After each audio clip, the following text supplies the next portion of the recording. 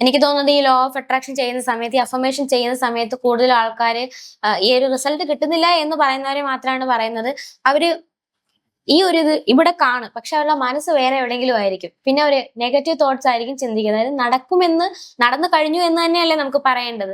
അവര് നടക്കുമോ നടക്കത്തില്ല, ചുമ്മാ അതാണ് ഈ ഡൗട്ട്സിലല്ലേ പോകുന്നത്. കാര്യം അത് എന്താന്ന് വെച്ചാല്, നമ്മൾ ഒരു കാര്യം ഇപ്പോ ജോലി ഇല്ലാത്ത ഒരാൾ, നമുക്ക് സ്വാഭാവികമായിട്ട് പറയാം, നിങ്ങൾക്ക് ജോലി കിട്ടിയതായിട്ട് നിങ്ങൾ സങ്കല്പിച്ചിട്ട് ആ ഒരു ഇമോഷനിലോട്ട് നിങ്ങൾ ആ ഒരു ഇമോഷൻസ് കൂടുതൽ നിങ്ങൾ ചിന്തിക്കൂ എന്ന് പറയും. അപ്പൊ അവിടെ എന്താ സംഭവിക്കണേന്ന് വെച്ചാൽ, ഈ ചില നമ്മളെല്ലാവർക്കും, സാധാരണക്കാർക്ക് എല്ലാവർക്കും ഭയം എന്ന് പറയുന്ന ഒരു ആസ്പെക്ട് ഉണ്ട്. അപ്പൊ ഇങ്ങനെ നമ്മൾ ചിന്തിക്കാൻ തുടങ്ങുമ്പോൾ തന്നെ നമുക്ക് 100 ഡൗട്ട് നമ്മുടെ മനസ്സിൽ വരും.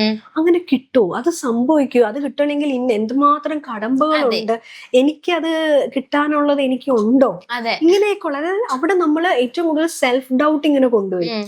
ഈ സെൽഫ് ഡൗട്ട് എന്ന് പറയുന്നത് വരാനിരിക്കുന്ന സാധനത്തിന് അവിടെ നിന്നും ഇങ്ങോട്ട് വരണ്ടെന്ന് പറയുന്ന പോലെ. അവിടെ ശരിക്കും പറഞ്ഞാൽ നമ്മുടെ ഈ ഒരു ട്രസ്റ്റ് അല്ലെങ്കിൽ വിശ്വാസം, അതിന് ഭയങ്കര ഇമ്പോർട്ടൻസ് ഉണ്ട്. ഈ പറയുന്ന അഫർമേഷൻസിലെല്ലാം തന്നെ നമ്മൾ പൂർണ്ണമായി വിശ്വസിച്ച് അത് ചെയ്താൽ മാത്രമേ നമുക്ക് അതുകൊണ്ട് പ്രയോജനമുള്ളൂ. അത് ശരിക്കും പറഞ്ഞാൽ നമ്മൾ ചെയ്യുന്ന പ്രാക്ടീസുകളുടെ എല്ലാം ബേസിസ് അതാണ്. അതിപ്പോ യോഗ ആയിക്കോട്ടെ, മെഡിറ്റേഷൻ ആയിക്കോട്ടെ, എന്ത് നമ്മൾ ചെയ്യുമ്പോഴും നമുക്കൊരു ഡെഡിക്കേഷൻ നമ്മൾ അതിന് കൊടുക്കണം. നമ്മൾ എണ്ണം കൂട്ടാൻ വേണ്ടി ഈ പറയുന്ന ഇതൊന്നും ചെയ്യുന്നതിൽ കാര്യമില്ല. കാര്യം എന്ന് വെച്ചാൽ പൊതുവേ ഒരു ഇതുണ്ട്, ഈ പറയുന്ന മെഡിറ്റേഷനും യോഗയൊക്കെ സ്ഥിരമായി ചെയ്യുന്നവർ ഭയങ്കരമായിട്ട് ദേഷ്യപ്പെടുന്നവരുണ്ട്. അപ്പൊ പലരും ഇതിലൊന്നും കാര്യമില്ല എന്ന് പറയുന്ന ഇങ്ങനെയുള്ള ആൾക്കാരെ കണ്ടിട്ട് അവരൊക്കെ സ്ഥിരം സാധന ചെയ്യുന്നുണ്ട്, പക്ഷെ അവർക്കൊക്കെ ആ പറയുന്ന നെഗറ്റീവ് ഇമോഷൻസ് ഒക്കെ ഉണ്ടെന്ന് പറയുന്നു.